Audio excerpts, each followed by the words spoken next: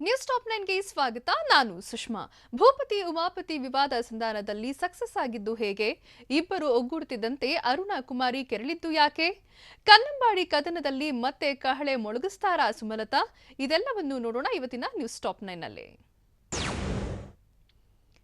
Challenging star Darshan ಮತ್ತು ಉಮಾಪತಿ ಮಧ್ಯೆ ನಡೀತಿದ್ದ ಸಮರ ಏಕಾಏಕಿ ತಂಡ ಆಗಿದ್ದು ಹೇಗೆ? ತಲೆ ಕಡಿತೀನಿ ಅಂತ ಹೇಳಿದ್ದ ದರ್ಶನ್ ಕೂಲ್ ಆಗಿದ್ದು ಹೇಗೆ? ಅರೆಸ್ಟ್ ಮಾಡಿಸ್ತೀರಾ ಅಂತ ಗುಡುಗಿದ್ದ ಉಮಾಪತಿ ಸಂಧಾನಕ್ಕೆ ಸೈ ಅನ್ನೋಕೆ ಕಾರಣ ಏನು? ಇದೆಲ್ಲವನ್ನು ನೋಡೋಣ ರಾಬರ್ಟ್ ರಾಜಿ ನ್ಯೂಸ್ ಟಾಪ್ 9ನಲ್ಲಿ. ಚಾಲೆಂಜಿಂಗ್ ಸ್ಟಾರ್ ದರ್ಶನ್ರಿಗೆ 25 ಕೋಟಿ ವಂಚನೆ ಯತ್ನ ಕೇಸ್ ಈಗ ಸುಖಾಂತ್ಯ ಕಂಡಿದೆ. ಲೋನ್ ಲಡಾಯಿ ಬಳಿಕ ಭೂಪತಿ ಮತ್ತು ಉಮಾಪತಿ ದಿಢೀರ್ ಕಾಂಪ್ರಮೈಸ್ ಆಗಿದ್ದು ಯಾಕೆ? ಸಂಧಾನ ಮಾಡಿಕೊಳ್ಳಲು ಕಾರಣ ಏನು ಅನ್ನೋದೇ ನಿಗೂಢವಾಗಿದೆ. 2 ದಿನಗಳ ಹಿಂದೆ ಸುಂಟರ ಗಾಳಿಯಂತೆ ಅಬ್ಬರಿಸಿದ್ದ ದಾಸ ಬಳಿಕ ಏಕಾಏಕಿ ಚೇಂಜ್ ಆಗಿದ್ರು. ತಲೆ ಕತ್ತರಿಸ್ತೀನಿ, ಗುಂಡು ಹಾರಿಸ್ತೀರಾ ಧಮ್ಕಿ ಡೈಲಾಗ್ಸ್ಗಳ ಬಳಿಕ ಸಂಧಾನದಲ್ಲಿ ಘಟಾನುಘಟಿಗಳು ಚರ್ಚಿಸಿದ್ದು ಏನು ಅನ್ನೋದೇ ಸಾಕಷ್ಟು ಕುತೂಹಲ ಮೂಡಿಸಿದೆ.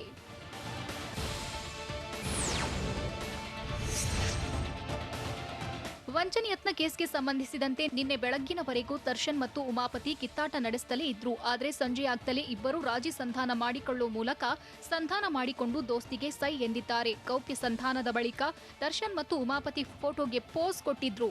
2 ದಿನಗಳ ನಾನಾ ನೀನಾ ಫೈಟ್ಗೆ ಸಂಧಾನದ ಪ್ಯಾಚಪ್ ಆಗಿದೆ. ಮಧ್ಯಾಹ್ನ 2 ಗಂಟೆಗೆ ದರ್ಶನ್ ಉಮಾಪತಿ ಸೀಕ್ರೆಟ್ ಮಾತುಕತೆ ನಡೆಸಿದ್ದಾರೆ.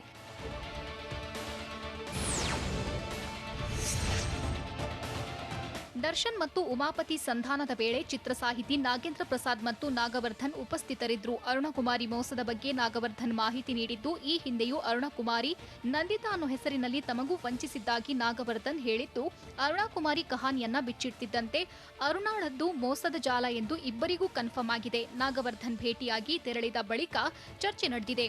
ಆಪ್ತರ ನಡುವೆ ಭಿನ್ನಾಭಿಪ್ರಾಯ ಇರೋದು ದರ್ಶನ್ಗೆ ಇಷ್ಟವಿರಲಿಲ್ಲ.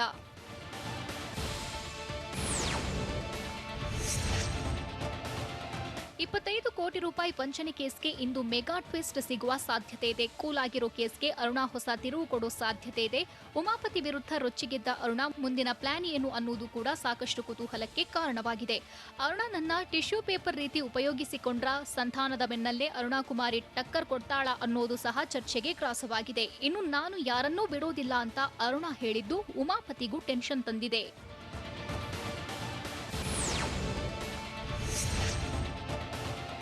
ದರ್ಶನ್ ಮತ್ತು ಉಮಾಪತಿ ಇಬ್ಬರು ರಾಜಿಯಾಗ್ತಿದ್ದಂತೆ ಅರುಣಾ ಕುಮಾರಿ ನಿಗಿನಿಗಿಯಾಗಿದ್ದಾಳೆ. ನಿರ್ಮಾಪಕ ಉಮಾಪತಿ ವಿರುದ್ಧ ರೊಚ್ಚಿಗೆದ್ದ ಅರುಣಾ ಕುಮಾರಿ ಎಲ್ಲದಕ್ಕೂ ಉಮಾಪತಿಯೇ ಕಾರಣ ಎಂದು ಅರುಣಾ ಆರೋಪ ಮಾಡಿದ್ದಾರೆ. ನಟ ದರ್ಶನ್ ರನ್ನ ಭೇಟಿ ಮಾಡಿಸಿದ್ದೇ ನಿರ್ಮಾಪಕ ಉಮಾಪತಿ ದರ್ಶನ್ ಭೇಟಿ ವೇಳೆ ಹೇಗೆ ನಡೆದುಕೊಳ್ಬೇಕೆಂದು ಹೇಳ್ತಿದ್ದ. ಸ್ವಂತ ಮನೆ ಕೊಡಿಸುವುದಾಗಿ ಪ್ರೊಡ್ಯೂಸರ್ ಉಮಾಪತಿ ನನಗೆ ಹೇಳಿದ್ದ ಅಂತ ಆರೋಪಿಸಿದ್ದಾಳೆ.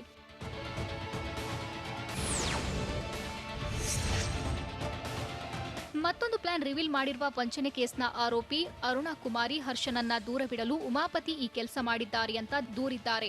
ದರ್ಶನ್ರಿಂದ ಹರ್ಷನನ್ನ ದೂರವಿಡಲು ಉಮಾಪತಿ ಪ್ಲಾನ್ ಆಗಿತ್ತು. ನಾನು ಒಬ್ಬಂಟಿಯಾಗಿದ್ದೇನೆ ಅಂತ ಎಲ್ಲರೂ ಕಿರುಕುಳ ಕೊಟ್ಟಿದ್ದಾರೆ. ನನ್ನನ್ನು ಎಲ್ಲರೂ ಸೇರಿ ಬೀದಿಗೆ ತಂದಿದ್ದಾರೆ. ಆದರೆ ನಾನು ಬಿಡಲ್ಲ, ಯಾರನ್ನೂ ಬಿಡೋದಿಲ್ಲ. ಎಲ್ಲರನ್ನೂ ಬೀದಿಗೆ ತಂದು ನಿಲ್ಲಿಸ್ತೇನೆ. ನನ್ನ ಬಳಿ ಇರೋ ಎಲ್ಲಾ ಚಾಟ್ ಹಿಸ್ಟ್ರಿಯನ್ನ ತೆಗೆಸ್ತೇನೆ. ಎಲ್ಲರನ್ನೂ ಹೊರಗೆ ಎಳೆಯುತ್ತೇನೆ ಎಂದು ಅರುಣಾ ಕಿಡಿಕಾರಿದ್ದಾರೆ.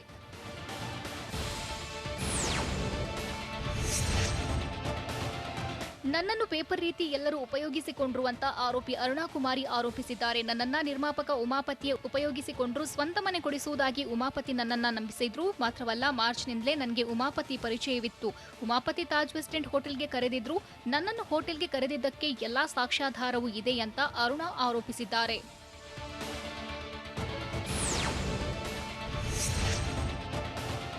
ಮತ್ತೆ ಆರೋಪಗಳ ಸುರಿಮಳೆಗೈದಿರೋ ಆರೋಪಿ ಅರುಣಾ ಕುಮಾರಿ ದರ್ಶನ್ಗೆ ಹರ್ಷ ಮೋಸ ಮಾಡ್ತಾರೆ, ಇದನ್ನ ತಡೆಯಬೇಕು ಅಂತ ಈ ಪ್ಲಾನ್ ಮಾಡಲಾಗಿದೆ. ನಾನು ಹೆಂಗಸು ಎಂದು ಎಲ್ಲರೂ ಆರೋಪ ಮಾಡ್ತಿದ್ದಾರೆ. ದರ್ಶನ್ ಸೇರಿ ಯಾರೇ ಆಗ್ಲಿ ಆರೋಪ ಸಾಬೀತುಪಡಿಸಲಿ, ನಾನು ಓಪನ್ ಆಗಿ ಪಬ್ಲಿಕ್ನಲ್ಲೇ ಸೂಸೈಡ್ ಮಾಡ್ಕೊಳ್ತೇನೆ. ಎಲ್ಲರ ಹೆಸರನ್ನು ಬರೆದು ನಾನು ಆತ್ಮಹತ್ಯೆ ಮಾಡಿಕೊಳ್ತೇನೆ ಅಂತ ಅರುಣಾ ಕುಮಾರಿ ಹೊಸ ಬಾಂಬ್ ಸಿಡಿಸಿದ್ದಾರೆ.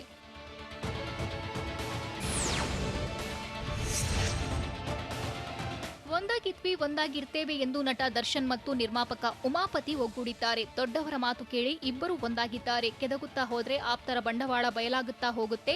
ತಮ್ಮ ಆಪ್ತರ ಒಳಿತಿಗಾಗಿ ದರ್ಶನ್ ರಾಜಿಗೆ ಮುಂದಾಗಿದ್ದಾರೆ. ಒಬ್ಬರು ಫೋನ್ ಮಾಡಿದ್ರು, ನಿಲ್ಲಿಸಲು ಸಲಹೆ ನೀಡಿದ್ರು ಅಂತ ಮಾಧ್ಯಮದ ಮುಂದೆ ಉಮಾಪತಿ ಹೇಳಿದ್ರು. ಆದರೆ ಸಂಧಾನಕ್ಕೆ ಕಾರಣ ಯಾರು ಅನ್ನೋದು ಕುತೂಹಲಕ್ಕೆ ಕಾರಣವಾಗಿದೆ. ಕಳೆದ 2-3 ದಿನಗಳಿಂದ ನಿಗಿನಿಗಿಯಾಗಿದ್ದ ದರ್ಶನ್ ಮತ್ತು ಉಮಾಪತಿ ಜಿದ್ದು ಸೈಲೆಂಟ್ ಆಗಿದ್ದು ಹೇಗೆ? ಇಬ್ಬರ ಮಧ್ಯೆ ಸಿಲುಕಿ ಅರುಣಾ ಕುಮಾರಿ ಅತಂತ್ರವಾದ್ರ? ಎಂಜಿ ರೋಡ್ನಲ್ಲಿರೋ ಒಂದು ಪ್ರಾಪರ್ಟಿ ವಿಚಾರಕ್ಕೆ ಇಬ್ಬರ ಮಧ್ಯೆ ಬಿರುಕು ಮುಡ್ತಾ? ಇದೆಲ್ಲವನ್ನು ನೋಡೋಣ ಸಂಧಾನ ಸೀಕ್ರೆಟ್ ನ್ಯೂಸ್ ಟಾಪ್ 9 ನಲ್ಲಿ. 25 ಕೋಟಿ ಲೋನ್ ದೋಖಾ ಕಹಾನಿ ಸುಖಾಂತ್ಯ ಕಂಡಿದ್ದು ಹೇಗೆ ಅನ್ನೋದೇ $1 ಮಿಲಿಯನ್ ಪ್ರಶ್ನೆಯಾಗಿದೆ. ತಲೆ ಕಡಿತೀನಿ ಬಿಡಲ್ಲ ಅಂತ ಗುಡುಗಿದ್ದ ಚಾಲೆಂಜಿಂಗ್ ಸ್ಟಾರ್ ದರ್ಶನ್ ನೀನಾ ನಾನಾ ಅನ್ನೋ ಮಟ್ಟಕ್ಕೆ ಜಿದ್ದಾಜಿದ್ದಿನ ಫೈಟ್ ಹೋಗಿತ್ತು. ಆದರೆ ಈ ಫೈಟ್ ಅಂತ್ಯ ದರ್ಶನ್ಗೆ ಅನಿವಾರ್ಯವಾಗಿತ್ತಾ ಅಥವಾ ನಿರ್ಮಾಪಕ ಉಮಾಪತಿಗೂ ಅನಿವಾರ್ಯವಾಗಿತ್ತಾ ಅನ್ನೋ ಕೌತುಕವೂ ಮನೆ ಮಾಡಿದೆ.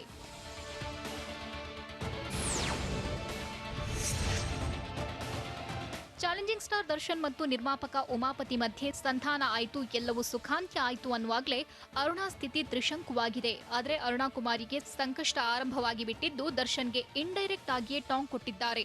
ಇನ್ನು ಉಮಾಪತಿ ಅವರೇ ಮಾಡಿದ್ದು ಅಂತ ಹೇಳಿದ್ರು. ಆದರೆ ಈಗ ಇಬ್ಬರೂ ಸಂಧಾನವಾಗಿದ್ದು ಅರುಣಾ ಕುಮಾರಿ ಸ್ಥಿತಿ ಅತಂತ್ರವಾಗಿದೆ.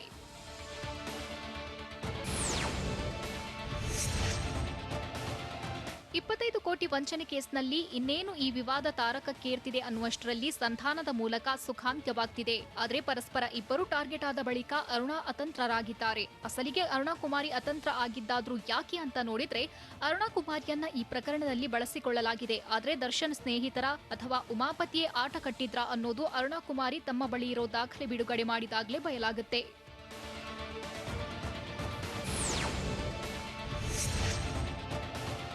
ದರ್ಶನ್ ಮತ್ತು ಉಮಾಪತಿ ಮಧ್ಯೆ ಈಗ ಜಗಳ ಶುರುವಾಗಲು ಕಾರಣವೇ ಆ ಒಂದು ಜಾಗದ ಸಮಸ್ಯೆ ಎನ್ನಲಾಗ್ತಿದೆ. ಕನ್ನಡ ಚಿತ್ರರಂಗದ ಪ್ರತಿಷ್ಠಿತ ನಟನ ಭೂಮಿ ವಿಚಾರವಾಗಿ ಶುರುವಾದ ಚರ್ಚೆ ಬಳಿಕ ಈ ವಂಚನೆ ಕೇಸ್ಗೆ ಟರ್ನ್ ಆಗಿದೆ ಅಂತ ಹೇಳಲಾಗ್ತಿದೆ. ಸ್ಯಾಂಡಲ್ವುಡ್ನ ಖ್ಯಾತ ನಟನ ಜಾಗವನ್ನ ತನಗೆ ಮಾರಾಟ ಮಾಡಿ ಅಂತ ದರ್ಶನ್ ಕೇಳಿಕೊಂಡಿದ್ರಂತೆ. ಆದರೆ ಇದಕ್ಕೆ ಉಮಾಪತಿ ಒಪ್ಪಿರಲಿಲ್ಲ. ಹೀಗಾಗಿ ಮನಸ್ತಾಪ ಉಂಟಾಗಿತ್ತು ಅಂತಲೂ ಹೇಳಲಾಗ್ತಿದೆ.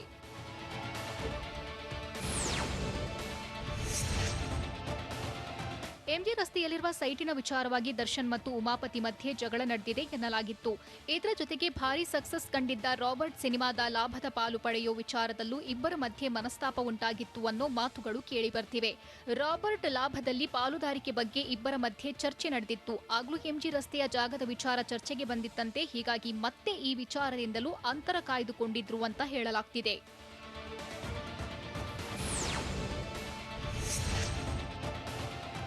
ರಾಬರ್ಟ್ ಸಿನಿಮಾ ಸೂಪರ್ ಹಿಟ್ ಆಗಿದ್ದು ಮಾತ್ರವಲ್ಲ, ಬಾಕ್ಸ್ ಆಫೀಸ್ನಲ್ಲೂ ಲೂಟಿ ಮಾಡಿತ್ತು. ಈ ಲಾಭದಲ್ಲಿ ದರ್ಶನ್ಗೂ ಪಾಲು ನೀಡುವ ಬಗ್ಗೆ ಪ್ರಸ್ತಾಪ ಆಗ್ತಿದ್ದಂತೆಯೇ ಉಮಾಪತಿ ಅಂತರ ಕಾಯ್ದುಕೊಂಡಿದ್ರಂತೆ. ಆದರೆ ದರ್ಶನ್ ವಿಚಾರವಾಗಿ ತಲೆಕೆಡಿಸಿಕೊಂಡಿದ್ದ ನಿರ್ಮಾಪಕ ಉಮಾಪತಿ ದರ್ಶನ್ ಜೊತೆಗೆ ತಾನೊಬ್ಬನೇ ಇರಬೇಕು ಅನ್ನೋ ಯೋಚನೆಯನ್ನು ಮಾಡಿದ್ರಂತೆ.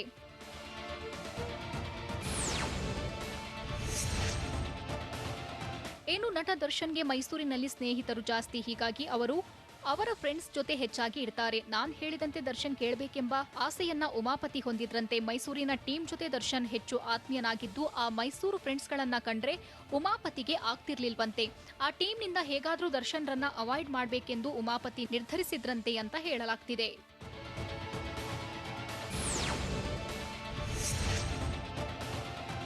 ಅಸಲಿಗೆ 25 ಕೋಟಿ ರೂಪಾಯಿ ದೋಖಾ ಕೇಸ್ ಕ್ಷಣ ಕ್ಷಣಕ್ಕೂ ತಿರುವು ಪಡೆದುಕೊಳ್ತಿದೆ. ನಿಜಕ್ಕೂ ಆಗಿದ್ದೇನು ಅನ್ನೋದು ಈಗ ಸಾಕಷ್ಟು ಚರ್ಚೆಗೆ ಗ್ರಾಸವಾಗಿದೆ.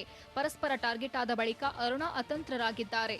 ಆದರೆ ಅರುಣಾ ಕುಮಾರಿಯನ್ನ ಈ ಪ್ರಕರಣದಲ್ಲಿ ಬಳಸಿಕೊಂಡಿದ್ದು ಯಾರು? ದರ್ಶನ್ ಸ್ನೇಹಿತರೇ ಛೂ ಬಿಟ್ರಾ ಇಲ್ಲ ಉಮಾಪತಿಯೇ ದಾಳವಾಗಿ ಬಳಸಿಕೊಂಡ್ರಾ ಅನ್ನೋದೇ ಇನ್ನೂ ಗೊಂದಲವಾಗಿದೆ.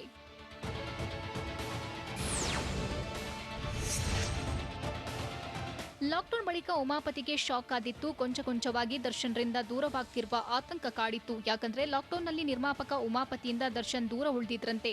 ಈ ವೇಳೆ ಉಮಾಪತಿ ವಿರುದ್ಧ ಕೆಲವೊಂದು ವಿಚಾರ ಚರ್ಚೆಗೆ ಕಾರಣವಾಗಿತ್ತಂತೆ. ಇದರ ನಡುವೆ ದರ್ಶನ್ ಸಂಪರ್ಕವಿಲ್ಲದೆ ಟೆನ್ಷನ್ ಆಗಿದ್ದ ಉಮಾಪತಿಗೆ ದರ್ಶನ್ ನಡೆಸಿದ್ದ ಪಾರ್ಟಿಯಲ್ಲಿ ಎಂಟ್ರಿ ಇಲ್ಲದೆ ಇದ್ದದ್ದಕ್ಕೂ ಸಹ ಮನಸ್ತಾಪ ಹೆಚ್ಚಾಗಲು ಕಾರಣವಾಗಿದೆ ಎನ್ನಲಾಗಿದೆ. ದರ್ಶನ್ ಮತ್ತು ಸ್ನೇಹಿತರನ್ನ ದೂರ ಮಾಡಬೇಕು ಅಂತ ಪಟ್ಟು ಹಿಡಿದಿದ್ರ ಉಮಾಪತಿ. ಅರುಣಾ ಕುಮಾರಿಯನ್ನ ಉಮಾಪತಿಯೇ ದಾಳವಾಗಿ ಬಳಸಿಕೊಂಡ್ರ? ಉಮಾಪತಿ ಪ್ಲಾನ್ಗೆ ದರ್ಶನ್ ಸ್ನೇಹಿತರು ರಿವರ್ಸ್ ಆಪರೇಷನ್ ಮಾಡಿದ್ದು ನಿಜಾನಾ?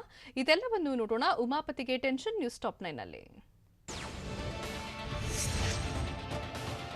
ದರ್ಶನ್ರ ಸ್ನೇಹಿತ ಹರ್ಷನ ವಿರುದ್ಧ ಸಿಟ್ಟು ಮಾಡಿಕೊಂಡಿದ್ದ ನಿರ್ಮಾಪಕ ಉಮಾಪತಿ ಷಡ್ಯಂತ್ರ ನಡೆಸಿದ್ರು ಅಂತ ಹೇಳಲಾಗ್ತಿದೆ. ಹಲವು ಪಾರ್ಟಿಗಳಲ್ಲಿ ಒಟ್ಟಿಗೆ ಭೇಟಿ ಕೊಡ್ತಿದ್ದ ವೇಳೆ ಹರ್ಷನ ವ್ಯವಹಾರಗಳನ್ನ ತಿಳಿದಿದ್ದ ಉಮಾಪತಿ ಇದೇ ವೇಳೆ ಪರಿಚಯವಾಗಿದ್ದ ಮಹಿಳೆ ಬಳಸಿ ತಂತ್ರ ರೂಪಿಸಿದ್ರು ಎನ್ನಲಾಗ್ತಿದೆ. ಮಹಿಳೆಗೆ ಉಮಾಪತಿ ಕೆಲ ಆಮಿಷ ಒಡ್ಡಿದ್ರಂತೆ. ಆ ಮೂಲಕ ತಂತ್ರ ಹೆಣೆದು ಹರ್ಷನ ಬಳಿಗೆ ಚೂ ಬಿಟ್ಟಿದ್ರಂತೆ. ಈ ಮೂಲಕ ಹರ್ಷನಿಂದ ದರ್ಶನ್ ದೂರ ಮಾಡಲು ಉಮಾಪತಿ ಸ್ಕೆಚ್ ಹಾಕಿದ್ರಂತೆ.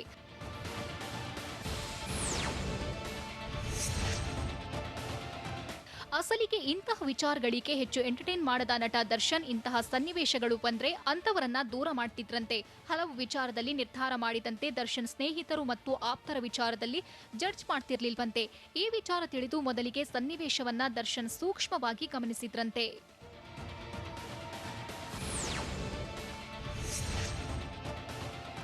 ಅರುಣಾ ಕುಮಾರಿಯನ್ನ ಬಳಸಿಕೊಂಡು ಮಾಡ್ತಿದ್ದ ಡೀಲ್ ಬಗ್ಗೆ ತಿಳಿದಿದ್ದ ದರ್ಶನ್ರ ಮೈಸೂರು ಟೀಮ್ ಸದ್ದಿಲ್ಲದೆ ಆಕ್ಟಿವ್ ಆಗಿತ್ತು. ಮೈಸೂರು ಟೀಮ್ನಿಂದ ಲೇಡಿ ಬಂದ ಸಂಪೂರ್ಣ ಅಸಲಿ ವಿಚಾರದ ಬಗ್ಗೆ ಮಾಹಿತಿ ಸಂಗ್ರಹ ಮಾಡಿದ್ರು.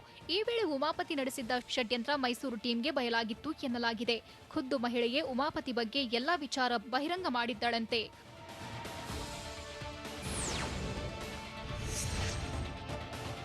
ಉಮಾಪತಿ ಮಾಡಿದ್ದ ಪ್ಲಾನ್ಗೆ ಕೌಂಟರ್ ಕೊಡುವ ಸಲುವಾಗಿ ಮೈಸೂರಿನ ದರ್ಶನ್ ಸ್ನೇಹಿತರಿಂದಲೇ ರಿವರ್ಸ್ ಆಪರೇಷನ್ ಗೇಮ್ ಕೂಡ ನಡೆದಿತ್ತು ಎನ್ನಲಾಗ್ತಿದೆ.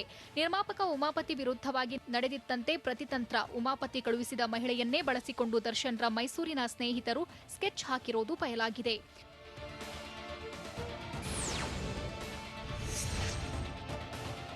ಈ ಕೇಸ್ನಲ್ಲಿ ದಾಳವಾಗಿರೋ ಅರುಣಾ ಕುಮಾರಿ ವಿರುದ್ಧ ಮೊದಲು ಉಮಾಪತಿ ದೂರು ನೀಡುವಂತೆ ದರ್ಶನ್ ಸ್ನೇಹಿತರು ತಿಳಿಸಿದ್ರಂತೆ. ದರ್ಶನ್ ಮುಖಾಂತರವಾಗಿ ಉಮಾಪತಿಗೆ ದೂರು ನೀಡಲು ಸೂಚನೆ ನೀಡಲಾಗಿತ್ತು.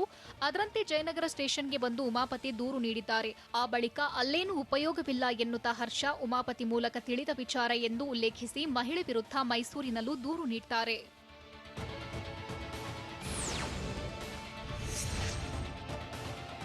ಜಯನಗರ ಮತ್ತು ಮೈಸೂರಿನ ಹೆಬ್ಬಾಳ ಪೊಲೀಸ್ ಸ್ಟೇಷನ್ನಲ್ಲಿ ದೂರು ದಾಖಲಾದ ಬಳಿಕ ಆರೋಪಿ ಅರುಣಾ ಕುಮಾರಿಯನ್ನ ಕರೆಸಿ ವಿಚಾರಣೆ ನಡೆಸಲಾಗಿತ್ತಂತೆ. ಪೊಲೀಸರು ವಿಚಾರಣೆ ನಡೆಸುವ ವೇಳೆ ತನಿಖೆ ವೇಳೆ ಪ್ರತಿಯೊಂದು ವಿಚಾರ ಬಯಲಿಗೆ ಬಂದಿತ್ತಂತೆ. ಪ್ರತಿ ಹಂತದಲ್ಲೂ ಉಮಾಪತಿ ಎಕ್ಸ್ಪೋಸ್ ಮಾಡುವ ಕೆಲಸ ನಡೆದಿತ್ತಂತೆ.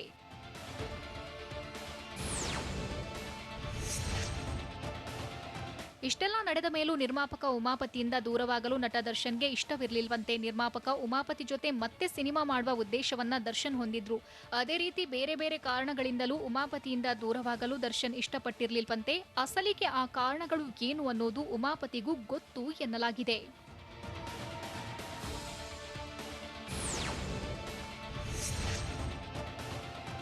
ಒಟ್ಟಾರೆಯಾಗಿ ಈ 25 ಕೋಟಿ ರೂಪಾಯಿ ವಂಚನೆ ಕೇಸ್ನಲ್ಲಿ ಮಿಕವಾದವರು ಯಾರು? ದರ್ಶನ್ ಹೇಳಿದಂತೆ ಈ ಪ್ರಕರಣದಲ್ಲಿ ಅಸಲಿ ಮಿಕ ಯಾರು ಅನ್ನೋದೇ ಈಗ ಸಾಕಷ್ಟು ಕುತೂಹಲಕ್ಕೆ ಕಾರಣವಾಗಿದೆ. ಮೈಸೂರಿನ ಸ್ನೇಹಿತರು ತಮ್ಮ ತಪ್ಪಿಲ್ಲ ಅನ್ನೋದನ್ನ ಬಹಿರಂಗಪಡಿಸಿ ತೋರಿಸಿದ್ದಾರೆ. ಮಹಿಳೆಯನ್ನ ಬಳಸಿಕೊಂಡು ಉಮಾಪತಿ ನಡೆಸಿದ್ದ ತಂತ್ರ ಬಯಲಿಗೆಳೆದ ಮೈಸೂರು ಟೀಮ್ ಈ ಮೂಲಕ ವಿಚಾರದಲ್ಲಿ ನಮ್ಮ ತಪ್ಪಿಲ್ಲ ಎಂದು ತೋರಿಸಿದ್ದಾರೆ.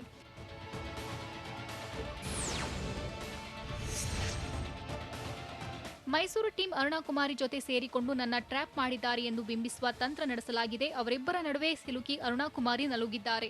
ಮೊದಲಿಗೆ ಉಮಾಪತಿಯಿಂದ, ನಂತರ ಮೈಸೂರು ಟೀಮ್ನಿಂದ ಬಳಕೆಯಾಗಿದ್ದು ಅಸಲಿಗೆ ಇಲ್ಲಿ ನಿಜವಾಗಿಯೂ ಮಿಕವಾಗಿದ್ದು ಅರುಣಾ ಕುಮಾರಿಯೇ. ಅಸಲಿಗೆ ಆಕೆಯ ಹಿಂದೆ ಯಾರಿದ್ದಾರೆ ಅನ್ನೋದು ಸದ್ಯದವರೆಗೂ ಗೊತ್ತಾಗದ ಪ್ರಶ್ನೆಯಾಗಿದೆ. ಮಂಡ್ಯದಲ್ಲಿ ಕನ್ನಂಬಾಡಿ ಕದನ ಜೋರಾಗಿದ್ದು ಕೆಆರ್ಎಸ್ ಡ್ಯಾಂ ಪರಿಶೀಲನೆಗೆ ಸಂಸದೆ ಸುಮಲತಾ ಮುಂದಾಗಿದ್ದಾರೆ. ಸುಮಲತಾ ಮಾತಿಗೆ ದಳಪತಿಗಳು ಖಂಡಿಸಿದ್ದು ಹೇಗೆ?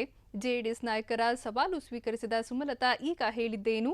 ಇದೆಲ್ಲವನ್ನೂ ನೋಡೋಣ ಕನ್ನಂಬಾಡಿ ಕದನ ನ್ಯೂಸ್ ಟಾಪ್ 9ನಲ್ಲಿ. ಮಂಡ್ಯ ಪ್ರವಾಸದಲ್ಲಿರೋ ಸಂಸದೆ ಸುಮಲತಾ ಇಂದು ಕೆಆರ್ಎಸ್ ಡ್ಯಾಂ ಪರಿಶೀಲನೆ ನಡೆಸಲಿದ್ದಾರೆ. ಬಿರುಕು ಬಿಟ್ಟಿದೆ ಅಂತ ಹೇಳಿದ 1.5 ತಿಂಗಳ ಬಳಿಕ ಸುಮಲತಾ ಡ್ಯಾಂ ಸ್ಥಿತಿಗತಿ ಅರಿಯಲಿದ್ದಾರೆ. ಅಧಿಕಾರಿಗಳ ಜೊತೆ ಪರಿಶೀಲನೆ ನಡೆಸಲಿದ್ದಾರೆ. ಮೇ 29ರಂದು ಮಂಡ್ಯದಲ್ಲಿ ನಡೆದ ಮಾಧ್ಯಮ ಸಂವಾದದಲ್ಲಿ ಅಕ್ರಮ ಗಣಿಗಾರಿಕೆಯಿಂದ ಕೆಆರ್ಎಸ್ ಡ್ಯಾಂ ಬಿರುಕು ಬಿಟ್ಟಿದೆ ಅಂತ ಸುಮಲತಾ ಆರೋಪಿಸಿದ್ರು. ಆ ಬಳಿಕ ಸಂಸದೀಯ ಹೇಳಿಕೆ ಹಲವು ವಾಕ್ಸಮರಕ್ಕೆ ಕಾರಣವಾಗಿತ್ತು.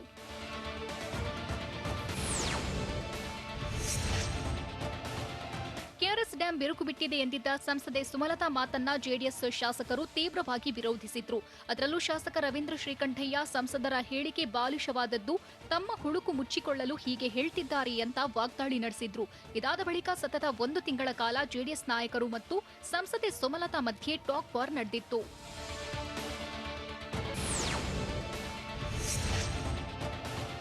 ಟಫ್ ಟಾಕ್ ಕ್ವಾರ್ ಮಧ್ಯೆ ಜೂನ್ 7ರಂದು ಸುಮಲತಾ ಶ್ರೀರಂಗಪಟ್ಟಣ ತಾಲೂಕಿನ ಚನ್ನನಕೆರೆ ಹಂಗರಹಳ್ಳಿ ಬಳಿ ನಡೆಯುತ್ತಿರುವ ಅಕ್ರಮ ಗಣಿ ಪ್ರದೇಶಕ್ಕೆ ವಿಸಿಟ್ ಹಾಕಿದ್ರು. ಡ್ಯಾಂ ಬಿರುಕಿನ ವಿಚಾರ ವಿವಾದಾತ್ಮಕ ಸ್ವರೂಪ ಪಡೆಯುತ್ತಿದ್ದಂತೆ ಸರ್ಕಾರ ಮಧ್ಯಪ್ರವೇಶಿಸಿತ್ತು. ಡ್ಯಾಂ ಸುರಕ್ಷಿತವಾಗಿದೆ ಅಂತ ಸ್ಪಷ್ಟಪಡಿಸಿತ್ತು. ಆನಂತರ ಡ್ಯಾಂಗೆ ಭೇಟಿ ನೀಡಿ ಪರಿಶೀಲನೆ ನಡೆಸಿ ಕ್ಷಮೆಯಾಚಿಸಬೇಕು ಅಂತ ಶಾಸಕ ರವೀಂದ್ರ ಶ್ರೀಕಂಠಯ್ಯ ಸುಮಲತಾರನ್ನ ಒತ್ತಾಯಿಸಿದ್ರು. ಶಾಸಕರ ಒತ್ತಾಯದ ನಂತರ ಡ್ಯಾಂ ಪರಿಶೀಲನೆ ನಡೆಸಲು ಬರೋದಾಗಿ ಸಂಸದೆ ಹೇಳಿದ್ರು.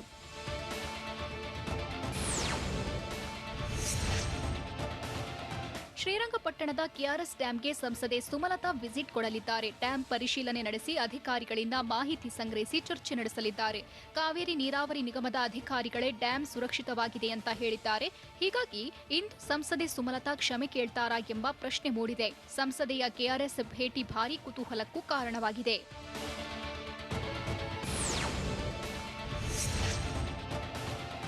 ಸಂಸದೆ ಸುಮಲತಾ ಕೆಆರ್ಎಸ್ಗೆ ವಿಸಿಟ್ ಕೊಡ್ತಿರೋ ಬೆನ್ನಲ್ಲೇ ಕೆಆರ್ಎಸ್ ಗ್ರಾಮ ಪಂಚಾಯಿತಿ ಅಧ್ಯಕ್ಷ ಪೊಲೀಸರಿಗೆ ಪತ್ರ ಬರೆದಿದ್ದಾರೆ.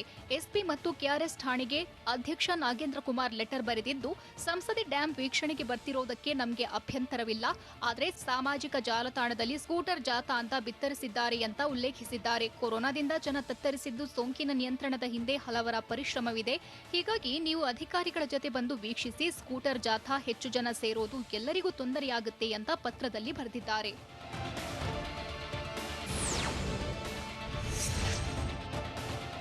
ಕೆಆರ್ಎಸ್ ಡ್ಯಾಂ ಪರಿಶೀಲನೆ ಬಳಿಕ ಪಾಂಡವಪುರ ತಾಲೂಕಿನ ಬೇಬಿ ಬೆಟ್ಟಕ್ಕೂ ಸಂಸದೆ ಸುಮಲತಾ ಭೇಟಿ ಕೊಡಲಿದ್ದಾರೆ. ಬೇಬಿ ಬೆಟ್ಟದಲ್ಲಿ 80ಕ್ಕೂ ಹೆಚ್ಚು ಕ್ರಷರ್ಗಳು ಅಬ್ಬರಿಸುತ್ತಿದ್ದು, ಈ ಪೈಕಿ 50 ಕ್ರಷರ್ಗಳು ಇಂದಿಗೂ ಅನಧಿಕೃತವಾಗಿ ನಡೆಯುತ್ತಿವೆ ಎನ್ನಲಾಗಿದೆ. ಇಲ್ಲಿ ಎಲ್ಲಾ ಪಕ್ಷಗಳ ನಾಯಕರು ಗಣಿಗಾರಿಕೆ ನಡೆಸುತ್ತಿದ್ದು, ಇಲ್ಲಿಂದ ಕೆಆರ್ಎಸ್ ಡ್ಯಾಂ ಕೇವಲ 10 ಕಿಲೋಮೀಟರ್ ದೂರದಲ್ಲಿದೆ.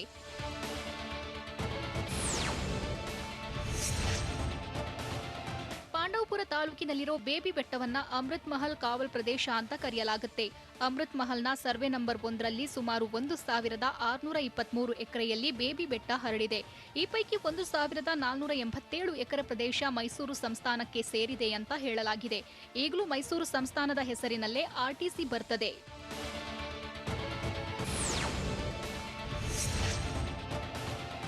ಕೆಆರ್ಎಸ್ ಡ್ಯಾಂ ಬಿರುಕು ಬಿಟ್ಟಿದೆ ಅನ್ನೋ ವಿಚಾರ ಚರ್ಚೆಗೆ ಕಾರಣವಾಗಿರೋ ಬೆನ್ನಲ್ಲೇ ಡ್ಯಾಂನಲ್ಲಿ ಗೇಟ್ ಬದಲಾವಣೆ ಮಾಡೋ ಕೆಲಸ ಶುರುವಾಗಿದೆ. ಡ್ಯಾಂನಲ್ಲಿ ಒಟ್ಟು 173 ಗೇಟ್ಗಳಿದ್ದು, ಈ ಪೈಕಿ 136 ಗೇಟ್ಗಳನ್ನು ಬದಲಾಯಿಸೋ ಕಾಮಗಾರಿ ನಡೆಯುತ್ತಿದೆ.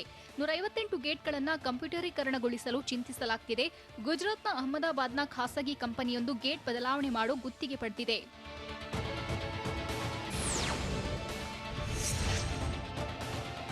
69 ಕೋಟಿ ರೂಪಾಯಿ ವೆಚ್ಚದಲ್ಲಿ ಡ್ಯಾಂನ ಗೇಟ್ ಬದಲಾವಣೆ ನಡೆಯುತ್ತಿದ್ದು, ಎಲ್ಲ ಅಂದುಕೊಂಡಂತೆ ಆಗಿದ್ರೆ ಪ್ರಸಕ್ತ ವರ್ಷದ ಜೂನ್ ವೇಳೆಗೆ ಕೆಲಸ ಪೂರ್ಣಗೊಳ್ಳಬೇಕಿತ್ತು. ಆದರೆ ಕೋವಿಡ್ ಕಾರಣಕ್ಕೆ ಕೆಲಸ ಪೂರ್ಣವಾಗಿಲ್ಲ. ಗೇಟ್ಗಳ ಜೋಡಣೆ ಪೂರ್ಣಗೊಂಡ್ರೆ ಡ್ಯಾಂಗೆ ಮತ್ತಷ್ಟು ಸುರಕ್ಷತೆಯ ಬಲ ಬರಲಿದೆ. ಬರೋಬ್ಬರಿ 90 ವರ್ಷಗಳ ಇತಿಹಾಸವನ್ನ ಕೆಆರ್ಎಸ್ ಡ್ಯಾಂ ಹೊಂದಿದೆ. 1911ರಲ್ಲಿ ನಿರ್ಮಾಣ ಕಾರ್ಯ ಶುರುವಾಗಿ 1931ರಲ್ಲಿ ಕೆಆರ್ಎಸ್ ಡ್ಯಾಂ ಕಾರ್ಯ ಪೂರ್ಣಗೊಂಡಿತ್ತು. 49.452 ಟಿಎಂಸಿ ನೀರನ್ನ ತನ್ನ ಒಡಲಲ್ಲಿ ಹಿಡಿದಿಟ್ಟುಕೊಳ್ಳುವ ಸಾಮರ್ಥ್ಯ ಡ್ಯಾಂಗಿದೆ. ಯೂತ್ ಕಾಂಗ್ರೆಸ್ ಅಧ್ಯಕ್ಷ ರಕ್ಷಾರಾಮಯ್ಯ ವಿರುದ್ಧ ಎಫ್ಐಆರ್ ದಾಖಲಾಗಿದ್ದು ಯಾಕೆ? ಹರಿಹರದಲ್ಲಿ ಮೆಡಿಕಲ್ ಕಾಲೇಜು ನಿರ್ಮಾಣದ ಬಗ್ಗೆ ಸಚಿವ ಭೈರತಿ ಬಸವರಾಜ್ ಹೇಳಿದ್ದು ಏನು? 5 ವರ್ಷದ ಬಾಲಕ ಮಠದ ಉತ್ತರಾಧಿಕಾರಿಯಾಗಿದ್ದು ಎಲ್ಲಿ? ಇದೆಲ್ಲವನ್ನೂ ನೋಡೋಣ ಕರ್ನಾಟಕ ನ್ಯೂಸ್ ಟಾಪ್ 9ನಲ್ಲಿ. ರಾಜ್ಯ ಯೂತ್ ಕಾಂಗ್ರೆಸ್ ಅಧ್ಯಕ್ಷರಾದ ರಕ್ಷಾರಾಮಯ್ಯ ವಿರುದ್ಧ ಎಫ್ಐಆರ್ ದಾಖಲಾಗಿದೆ. ಜುಲೈ 12ರಂದು ಅನುಮತಿ ಪಡೆಯದೆ ಹೆಬ್ಬಾಳದಲ್ಲಿ ಪ್ರತಿಭಟನೆ ಮಾಡಲಾಗಿತ್ತು. ಹೀಗಾಗಿ ರಕ್ಷಾರಾಮಯ್ಯ ಸೇರಿ 17 ಜನರ ವಿರುದ್ಧ ಎಫ್ಐಆರ್ ದಾಖಲಾಗಿದೆ. ಬೆಂಗಳೂರಿನಲ್ಲಿ ಬೆಲೆ ಏರಿಕೆ ವಿರುದ್ಧ ಧರಣಿ ಯೂತ್ ಕಾಂಗ್ರೆಸ್ ಧರಣಿ ನಡೆಸಿತ್ತು. ಬೆಂಗಳೂರಿನ ಸಂಜಯನಗರ ಸ್ಟೇಷನ್ನಲ್ಲಿ ಐಪಿಸಿ ಸೆಕ್ಷನ್ 188 ಎನ್ಡಿಎಂಎ ಕಾಯ್ದೆ ಅಡಿಯಲ್ಲಿ ಎಫ್ಐಆರ್ ದಾಖಲಾಗಿದೆ.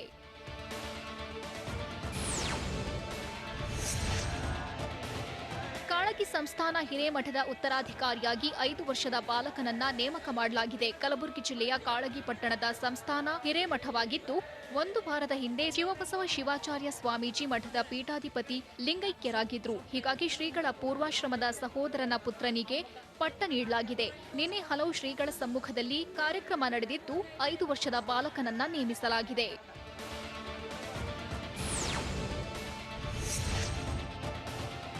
ಅನೇಕ ಮಹಿಳೆಯರಿಗೆ ವಂಚಿಸಿ ಪರಾರಿಯಾಗಿದ್ದ ಹೇಮಲತಾರನ್ನ ಮೈಸೂರಿನ ಉದಯಗಿರಿ ಪೊಲೀಸರು ವಶಕ್ಕೆ ಪಡೆದಿದ್ದಾರೆ. 5 ವರ್ಷಗಳ ಹಿಂದೆ ಸಾಯಿಬಾಬಾ ದೇಗುಲದ ಸಾತಗಳ್ಳಿಯ ಬಾಡಿಗೆ ಮನೆಯಲ್ಲಿ ವಾಸವಿದ್ದ ಹೇಮಲತಾ ಪೂಜೆ ಬಾಗಿನದ ಹೆಸರಲ್ಲಿ ಮಹಿಳೆಯರ ವಿಶ್ವಾಸ ಗಳಿಸಿ ನಂತರ ಅವರ ಒಡವೆಗಳನ್ನ ಗಿರವಿ ಇಡಿಸಿ ಹಣ ಪಡೆದಿದ್ರು. ನಂತರ ಕೆಲವರಿಗೆ ಮೈಕ್ರೋ ಫೈನಾನ್ಸ್ಗಳಲ್ಲಿ ಸಾಲ ಕೊಡಿಸಿ 15ಕ್ಕೂ ಹೆಚ್ಚು ಮಹಿಳೆಯರಿಗೆ ವಂಚನೆ ಮಾಡಿದ್ದ ವಂಚಕಿ ಸುಮಾರು 70 ಲಕ್ಷ ವಂಚಿಸಿ ಪರಾರಿಯಾಗಿದ್ದ ಹೇಮಲತಾ ವಿರುದ್ಧ ಉದಯಗಿರಿ ಪೊಲೀಸ್ ಸ್ಟೇಷನ್ನಲ್ಲಿ ಕೇಸ್ ದಾಖಲಾಗಿತ್ತು. ಸದ್ಯಕ್ಕೆ ಹೇಮಲತಾರನ್ನ ವಶಕ್ಕೆ ಪಡೆದು ಪೊಲೀಸರು ಮಾಹಿತಿ ಕಲೆ ಹಾಕ್ತಿದ್ದಾರೆ.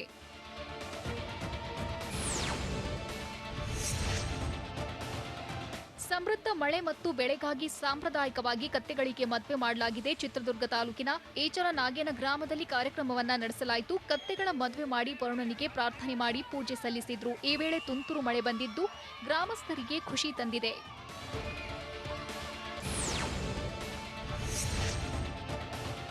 ಗ್ರಾಮದ ಜನರಿಗೆ ಭಯ ಹುಟ್ಟಿಸಿದ್ದ ಚಿರತೆಯು ಬೋನ್ಗೆ ಬಿದ್ದಿದೆ. ಕೊಪ್ಪಳ ತಾಲೂಕಿನ ಅರಸಿನಕೆರೆ ತಾಂಡಾದಲ್ಲಿ ಒಂದು ಚಿರತೆ ಬೋನಿಗೆ ಬಿದ್ದಿದೆ. ಕಳೆದ 1 ವಾರದ ಹಿಂದೆ ಅರಣ್ಯ ಇಲಾಖೆ ಗ್ರಾಮದ ಹೊರವಲಯದಲ್ಲಿ ಬೋನ್ ಇಟ್ಟಿದ್ರು. ಬೋನ್ಗೆ 8 ವರ್ಷದ ಗಂಡು ಚಿರತೆ ಸೆರೆಯಾಗಿದ್ದು ಚಿರತೆಗೆ ಸಣ್ಣಪುಟ್ಟ ಗಾಯವಾಗಿದೆ. ಸ್ಥಳಕ್ಕೆ ಅರಣ್ಯ ಇಲಾಖೆ ಅಧಿಕಾರಿಗಳು ಭೇಟಿ ನೀಡಿದ್ದಾರೆ. ಚಿರತೆಯನ್ನ ಅರಣ್ಯ ಇಲಾಖೆ ಅಧಿಕಾರಿಗಳು ಪ್ರಾಣಿ ಸಂಗ್ರಹಾಲಯಕ್ಕೆ ರವಾನಿಸಿದ್ದಾರೆ.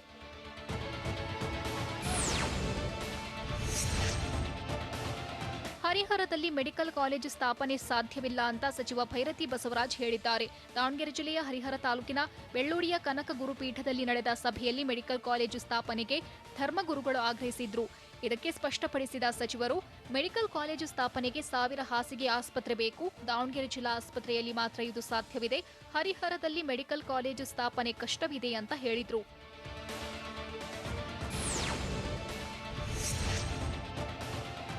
ಸೈಟ್ ನೀಡ್ತಾರೆ ಎಂಬ ವದಂತಿಯಿಂದಾಗಿ ಸ್ಥಳೀಯರಿಂದ ಖಾಲಿ ಜಾಗದಲ್ಲಿ ಗುಡಿಸಲು ಹಾಕಲು ಜನ ಮುಗಿಬಿದ್ದಿದ್ರು. ದಾವಣಗೆರೆ ನಗರದ ಹೊರವಲಯದ ಬಸಾಪುರದ ಹಳ್ಳದ ಬಳಿ ಬೆಳಗ್ಗೆಯಿಂದಲೇ ಗುಡಿಸಲು ಹಾಕಲು ನೂರಾರು ಜನ ಮುಂದಾದ್ರು. ಈ ಹಿಂದೆ ಇಲ್ಲಿ ಸೈಟ್ ಹಂಚಿಕೆ ಮಾಡಲಾಗಿದೆ.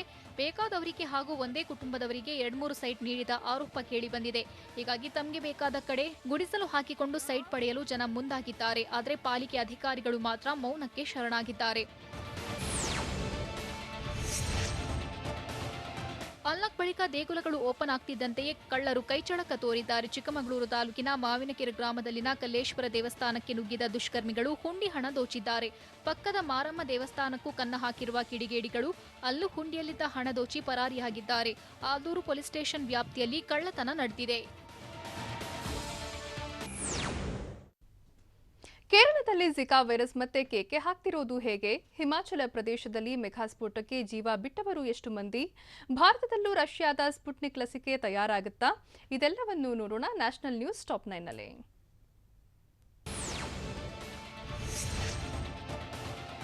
ಉತ್ತರಾಖಂಡ್ ರಾಜ್ಯ ಸರ್ಕಾರವು ಪ್ರಸಿದ್ಧ ಕನ್ವರ ಯಾತ್ರಾವನ್ನ ರದ್ದುಪಡಿಸಿದೆ. ಕೊರೋನಾ ಸೋಂಕು ಹರಡುವ ಭೀತಿಯಿಂದಾಗಿ ಕನ್ವರ ಯಾತ್ರೆಯನ್ನ ರದ್ದುಪಡಿಸಲಾಗಿದೆ. ಜನರ ಜೀವದ ಜೊತೆ ಆಟವಾಡಲು ಸಾಧ್ಯವಿಲ್ಲ ಎಂದು ಉತ್ತರಾಖಂಡ್ ಸಿಎಂ ಪುಷ್ಕರ್ ಧಾಮಿ ಹೇಳಿದ್ದಾರೆ. ಆದರೆ ಉತ್ತರ ಪ್ರದೇಶ ರಾಜ್ಯ ಸರ್ಕಾರ ಕನ್ವರ ಯಾತ್ರೆಯನ್ನು ಇನ್ನೂ ರದ್ದುಪಡಿಸಿಲ್ಲ. ಉತ್ತರಾಖಂಡ್ ಸರ್ಕಾರ ಕನ್ವರ ಯಾತ್ರೆಯನ್ನ ರದ್ದುಪಡಿಸಿರುವುದರಿಂದ ಉತ್ತರ ಪ್ರದೇಶ ರಾಜ್ಯ ಸರ್ಕಾರ ಕೂಡ ಈಗ ಯಾತ್ರೆ ರದ್ದುಪಡಿಸಬೇಕಾಗಿದೆ. ಪ್ರಧಾನಿ ನರೇಂದ್ರ ಮೋದಿ ಒಲಿಂಪಿಕ್ಸ್ ಕ್ರೀಡಾಕೂಟದಲ್ಲಿ ಭಾಗವಹಿಸುವ ಕ್ರೀಡಾಪಟುಗಳ ಜೊತೆ ಸಂವಾದ ನಡೆಸಿದ್ರು. ಈ ಬಾರಿಯ ಒಲಿಂಪಿಕ್ಸ್ನಲ್ಲಿ ಪದಕಗಳನ್ನ ಗೆದ್ದು ಬನ್ನಿ, ಒತ್ತಡ ಇಲ್ಲದೆ ಆಟವಾಡಿ ಎಂದು ಪ್ರಧಾನಿ ನರೇಂದ್ರ ಮೋದಿ ಕ್ರೀಡಾಪಟುಗಳಿಗೆ ಕಿವಿಮಾತು ಹೇಳಿದ್ರು. ಪಿವಿ ಸಿಂಧು, ಮೇರಿ ಕೋಮ್, ಫೋಗಟ್ ಕುಟುಂಬ ಸೇರಿದಂತೆ ಅನೇಕ ಕ್ರೀಡಾಪಟುಗಳು ಮೋದಿ ಜೊತೆಗಿನ ಸಂವಾದದಲ್ಲಿ ಭಾಗಿಯಾಗಿದ್ರು.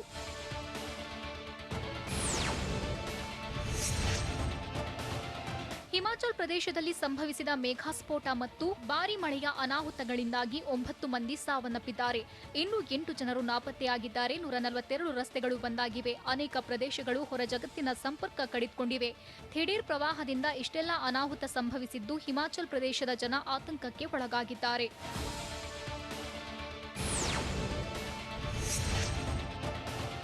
ಭಾರತದ ಮೊದಲ ಕೊರೋನಾ ಸೋಂಕಿತ ವೈದ್ಯಕೀಯ ವಿದ್ಯಾರ್ಥಿನಿಗೆ ಈಗ 2ನೇ ಬಾರಿಗೆ ಕೊರೋನಾ ಸೋಂಕು ತಗುಲಿದೆ.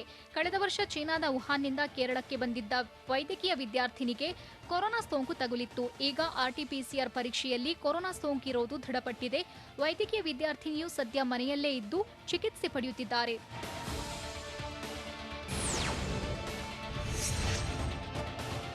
ಪುಣೆಯ ಸೆರಮ್ ಇನ್ಸ್ಟಿಟ್ಯೂಟ್ ಆಫ್ ಇಂಡಿಯಾ ಕಂಪನಿಯು ಇದೇ ಸೆಪ್ಟೆಂಬರ್ನಿಂದ ರಷ್ಯಾದ ಸ್ಪುಟ್ನಿಕ್ ಲಸಿಕೆಯನ್ನು ಉತ್ಪಾದಿಸಲಿದೆ. ವರ್ಷಕ್ಕೆ 30 ಕೋಟಿ ಡೋಸ್ ಸ್ಪುಟ್ನಿಕ್ ಲಸಿಕೆಯನ್ನ ಸೆರಮ್ ಇನ್ಸ್ಟಿಟ್ಯೂಟ್ ಆಫ್ ಇಂಡಿಯಾ ಕಂಪನಿಯು ಉತ್ಪಾದಿಸಲಿದೆ. ಈಗಾಗಲೇ ಡಿಸಿಜಿಐ ಸೆರಮ್ ಇನ್ಸ್ಟಿಟ್ಯೂಟ್ ಆಫ್ ಇಂಡಿಯಾಗೆ ಸ್ಪುಟ್ನಿಕ್ ಲಸಿಕೆ ಉತ್ಪಾದಿಸಲು ಒಪ್ಪಿಗೆ ನೀಡಿದೆ. ಹೀಗಾಗಿ ಸೆರಮ್ ಇನ್ಸ್ಟಿಟ್ಯೂಟ್ ಆಫ್ ಇಂಡಿಯಾ ಕಂಪನಿಯು ಏಕಕಾಲಕ್ಕೆ ಕೋವಿಶೀಲ್ಡ್, ಕೋವಾವ್ಯಾಕ್ಸ್ ಹಾಗೂ ಸ್ಪುಟ್ನಿಕ್ ಲಸಿಕೆಗಳನ್ನು ಉತ್ಪಾದಿಸಲಿದೆ.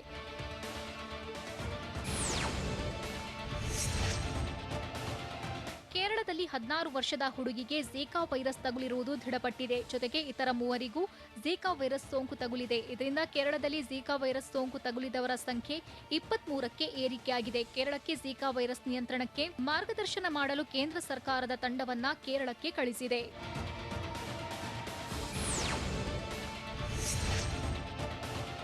ಕೊರೋನಾದ 3ನೇ ಅಲೆಯ ಮುನ್ಸೂಚನೆಯನ್ನ ಜನರು ಲಘುವಾಗಿ ಹವಾಮಾನ ಮುನ್ಸೂಚನೆಯಂತೆ ಪರಿಗಣಿಸಿದ್ದಾರೆ. ಹೀಗೆ ಲಘುವಾಗಿ ಪರಿಗಣಿಸಬಾರದು ಎಂದು ಕೇಂದ್ರದ ಆರೋಗ್ಯ ಇಲಾಖೆಯ ಜಂಟಿ ಕಾರ್ಯದರ್ಶಿ ಲವ್ ಅಗರ್ವಾಲ್ ಹೇಳಿದ್ದಾರೆ. ಈಗಲೂ 2ನೇ ಅಲೆ ಮುಗಿದಿಲ್ಲ. ಪ್ರವಾಸಿ ತಾಣಗಳು, ಮಾರ್ಕೆಟ್ಗಳಿಗೆ ಹೆಚ್ಚಿನ ಸಂಖ್ಯೆಯಲ್ಲಿ ಜನರು ಹೋಗುವುದನ್ನು ನಿಲ್ಲಿಸಬೇಕು ಎಂದು ಲವ್ ಅಗರ್ವಾಲ್ ಹೇಳಿದ್ದಾರೆ.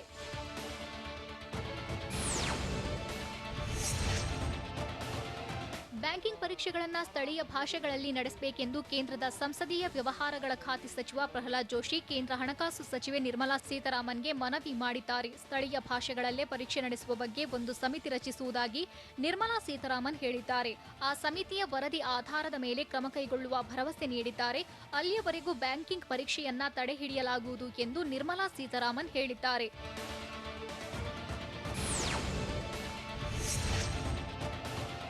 ಜಮ್ಮು ಕಾಶ್ಮೀರದಲ್ಲಿ ಭಾರತದ ಭದ್ರತಾ ಪಡೆಗಳು ಹಾಗೂ ಉಗ್ರಗಾಮಿಗಳ ನಡುವೆ ಎನ್ಕೌಂಟರ್ ನಡೆದಿದೆ. ಈ ಎನ್ಕೌಂಟರ್ನಲ್ಲಿ 3 ಉಗ್ರರು ಹತ್ಯೆಯಾಗಿದ್ದಾರೆ.